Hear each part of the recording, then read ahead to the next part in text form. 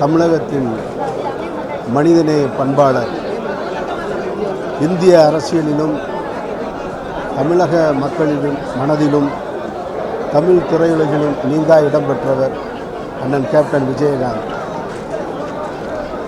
அவரை போல் இன்னொரு மனிதரை நான் வாழ்ந்த காலத்தில் பார்த்ததே இல்லை.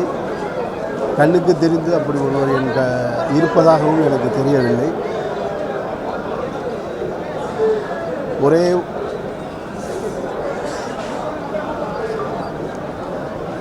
என்னுடைய ஊரிலிருந்து வந்திருந்தாலும் எனக்கு திரையுலக முன்னோடியாக இருந்த அண்ணன் விஜயகாந்த் அவர்களுடைய மறைவு எனக்கு பேரதிர்ச்சியாகவும் பேரிடியாகவும் இருக்கிறது.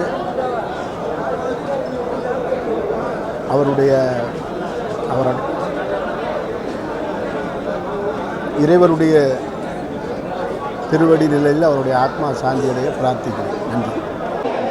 நம்ம கூடவே நம்ம குடும்பத்தில் இருப்பதா இன்ன வரைக்கும் வாழ்வார், எப்பவுமே வாழ்ந்துட்டு இருப்பார்.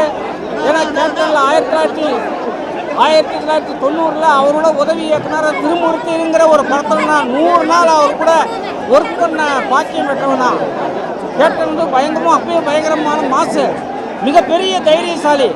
கேப்டன் வந்து ஃபைட் பண்ணும்போது அவருடைய ஷோல்டர் கை இறங்கும் போது அவர் டாக்டர்கிட்டே மருத்துவத்தையே போக மாட்டார். அவரே அந்த கையை அப்படியே தூக்கி வச்சு அப்படி நிமித்தும் போது சுற்றி உள்ளவங்களாம் அப்படியே பயங்கரமாக வேடிக்கை பார்க்காம அந்த அளவுக்கு ஒரு தைரியசாலி. என்ன அப்போ வந்து ஒரு ஆம்புலன்ஸ் கதை நான் அவர்கிட்ட சொன்னேன். அப்போ என்ன டைரக்டர் ஆகுன்னு போராடினவர். இன்றைக்கி இந்த கேப்டனோட மறைவு இன்றைக்கி திருவண்ணாமலையிலையோ நம்ம திருப்பதிலையோ எவ்வளோ க்ரௌட் இருக்கோ சாமியை பார்க்கறதுக்கு அந்த அளவுக்கு உலகம் ஃபுல்லாக கேப்டனுடைய நம்ம குடும்பத்தோட ஒருத்தராக இருக்கார். கேப்டனுடைய ஆத்மா சாந்தி அடையணும் எல்லாருக்கும்.